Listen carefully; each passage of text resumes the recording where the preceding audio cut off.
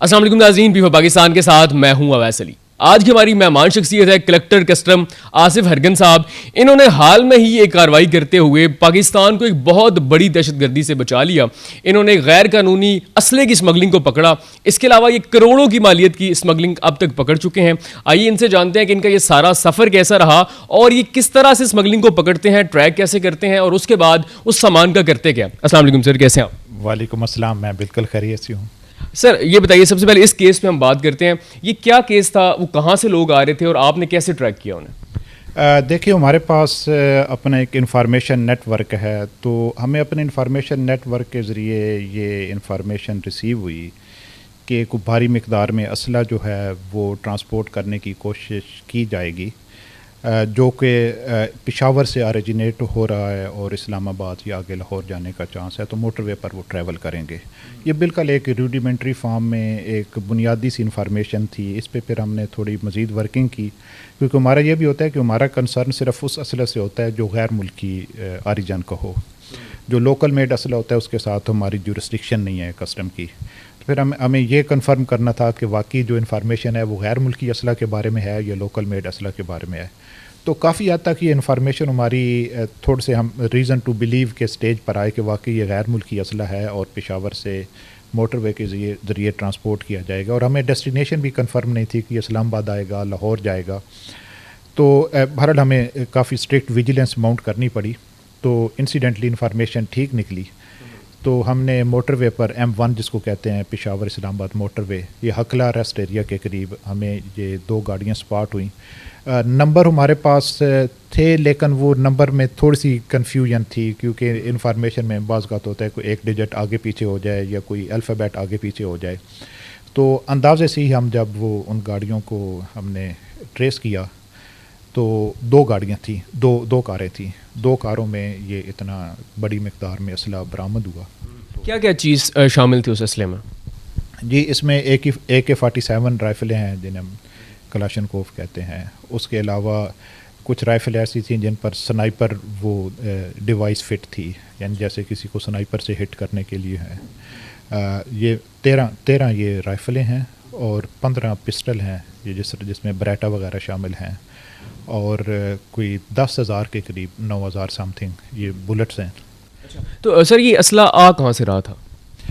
ابھی دیکھیں، اس بارے میں حتمی رائے تو نہیں میں دے سکتا، تفتیش جاری ہے۔ اس وقت جو ہم نے جب انٹرسیپٹ کیا تو اس وقت یہ M1 پشاور سے اسلام آباد کی طرف موٹر وے پر ہکلا کے قریب آ رہا تھا، تو یہ انڈیکیشن تو یہ ہے کہ پشاور سے آیا اور پشاور سے پیچھے بارڈر ایریا سے کہیں سے آیا ہوگا۔ ابھی جب ہم نے ٹریس کرنا سٹارٹ کر دیا ہے کہ ایکچولی اوریجنیٹ کہاں سے ہوا، اس پہ مختلف ٹیکنیکس ہوتی ہیں انویسٹیگیشن کی، جو اس وقت ان کی ڈیٹیل دینا مناسب نہیں ہوگا تاکہ وہ پھر کرمنل اس کو کاؤنٹر نہ کر لیں۔ اچھا، لوگ اس میں کتنے پکڑے گئے ساتھ؟ اس میں اس وقت ابھی تک کوئی بندہ گرفتار نہیں ہوا۔ اس کی وجہ یہ ہے کہ جیسے ہم نے گاڑیاں انٹرسیپٹ کی تو وہ چونکہ یہ بھی ہمیں اتھینٹسٹی، انفارمیشن کی اتھینٹسٹی کا ایک ذریعہ ہوتا ہے کہ جیسے ان کو ہم نے ہال اپ کیا گاڑیوں کو تو وہ لوگ گاڑیاں چھوڑ کے ادھر ادھر بھاگ گئے۔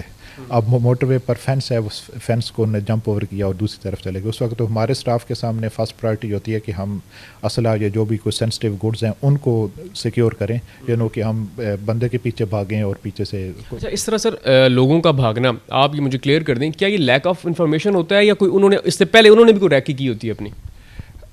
دیکھیں، اس میں لیک آف انفارمیشن کا تو کوئی لیکن انفارمیشن تو ٹھیک نکلی، گاڑیاں ہم نے انٹرسیپٹ کر لیں، ان میں بندے بھی تھے، لیکن اس وقت صورتحال یہ ہوتی ہے کہ ایک سارٹ آف کرائسس مینجمنٹ ہوتی ہے نا، فوری طور پر لا انفورسر کے ذہن میں فرسٹ پرائرٹی کیا آتی ہے؟ فرسٹ پرائرٹی بندہ پکڑنا ہے، جو فرسٹ پرائرٹی اس سینسٹیو گڈز کو سیکیور کرنا ہے۔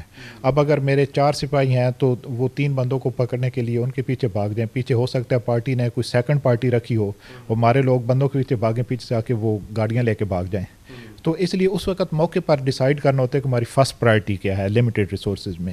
تو ہمارے اسٹاف نے دیکھا کہ فرسٹ بھائی ہم اپنا یہ اسلحہ ہے چونکہ بڑی سینسٹیو چیز ہے، اس کو سیکیور کریں۔ بندے تو پکڑے جائیں گے کیونکہ گاڑیوں کے نمبر ہیں، رجسٹریشن نمبر ہیں، پھر اور بھی ہمارے پاس ٹیکنیکس استعمال کریں گے، بندے الٹیمیٹلی پکڑے جائیں گے۔ سر آپ جب سے اسلام آباد میں اپوائنٹ ہوئے ہیں، بہت بڑی بڑی کارروائیاں دیکھنے کو مل رہی ہیں اور پاکستان کو آپ نے بہت دفعہ بچایا اس معاملات میں بھی، اور بہت زیادہ اسمگلنگ کا سامان بھی آپ نے بتایا۔ تو یہ بتائیے کہ سب سے بڑی کارروائی اب تک آپ نے کون سی کی ہے؟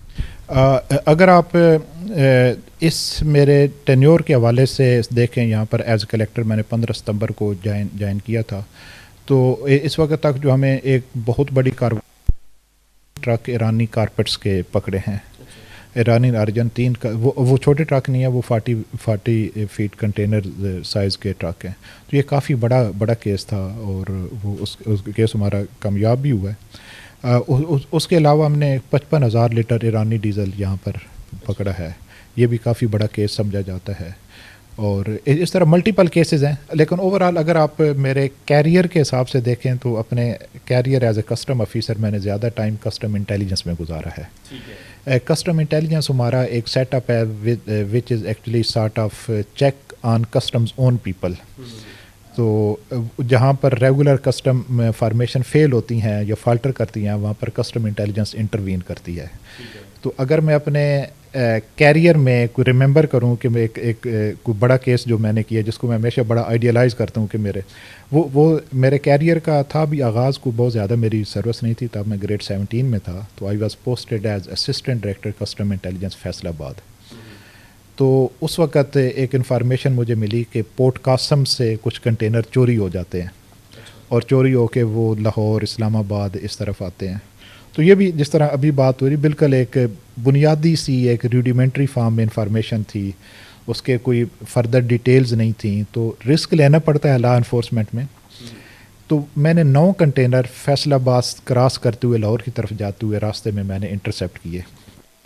تو ان کنٹینرز کی شروع میں تو سمجھ نہیں آ رہی تھی کہ یہ چوری کیسے ہو گئے. وہ ایک بانڈڈ ایریا ہے، ایک پورٹ ہے، اس پر ٹرمینل آپریٹر کی ذمہ داری ہے، کسٹم کی نہیں، ٹرمینل آپریٹر کی ذمہ داری ہے کہ کوئی کنٹینر کسٹم کی اپروول کے بغیر باہر نہ جائے. تو ہم بھی شروع میں حیران تھے کہ یہ کیسے ہو گیا. لیکن جب اس پر ہم نے 2 راتیں میں جاگا، اور کسٹم کا جو آٹومیٹڈ سسٹم، اس کو Pakistan automated custom clearance system کہتے تھے، پیکس، اس پر بیٹھا. تو میں نے 2 راتیں لگا کے بریک کر لیا فینامنا یہ تھا کہ وہ لوگ ٹرانس شپمنٹ پرمٹ لیتے تھے کراچی سے، اور ڈیسٹینیشن ہوتی تھی for example Lahore dry port ہے، اسلام آباد ڈرائی پورٹ ہے، پشاور ڈرائی پورٹ ہے، فیصل آباد ڈرائی پورٹ ہے.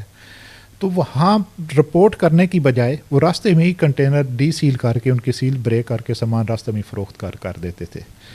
تو وہ 9 کنٹینر تو انیشلی میں نے پکڑے. جب فردر انویسٹیگیشن کی تو وہ 265 کنٹینر 265 کنٹینر اس طرح کے وہ پہلے وہاں سے پلفریج ہو کے تو مارکیٹ میں بک چکے تھے. تو وہ کافی بڑا نیٹ ورک ہم نے بریک کیا، اور اس کی بیسس پہ پھر وہ جو پورا ایک نظام تھا Pakistan automated custom clearance system, وہ ریوائز ہوا، اور اس کی جگہ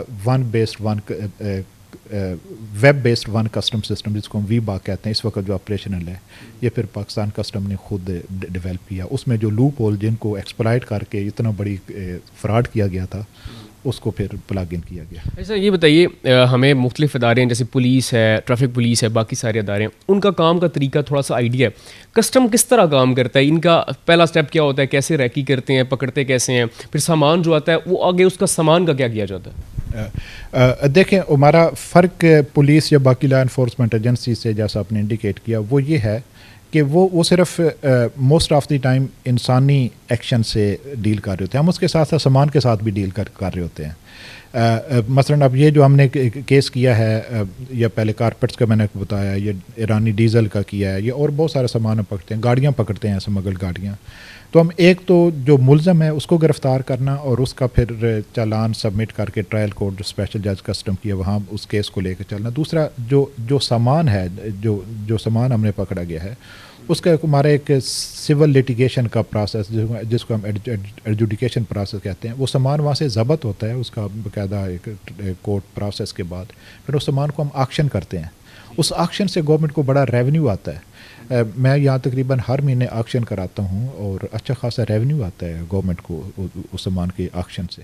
اچھا یہ بتائیے، آپ نے کہا آکشن ہوتا ہے، تو کبھی اداروں کے اندر بھی کچھ لوگ تو ایسے موجود ہوتے ہیں نا کہ پہلے ہی سامان کہیں آگے پیچھے ہو جائے، وہ خود اپنے استعمال میں لے کے آ جائیں. کبھی ایسا کوئی کیس پکڑا آپ نے؟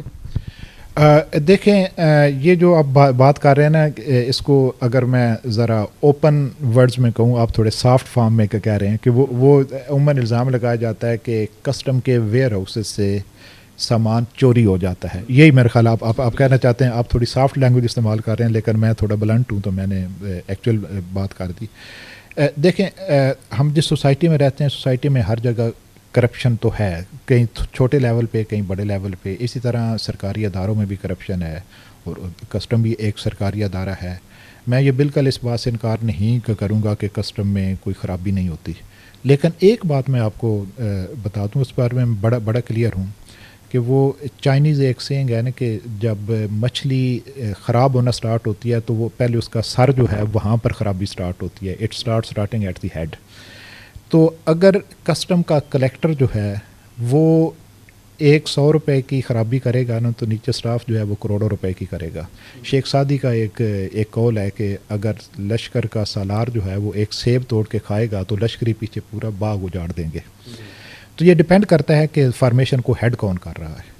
अब मेरे होते हुए ये पॉसिबल, मैं अल्लाह ताला से डर के कह रहा हूँ और बड़े एतमाद के साथ कह रहा हूँ कि मेरे होते हुए ये पॉसिबल नहीं है कि नीचे कोई इस तरह की हरकत करे कि सामान खड़ा है, गाड़ी एक्शन होनी है तो पहले उसमें से इंजन से कोई पुर्जे निकाल ले या कोई बैटरी निकाल ले या सीटें निकाल ले, ये मुमकिन नहीं है।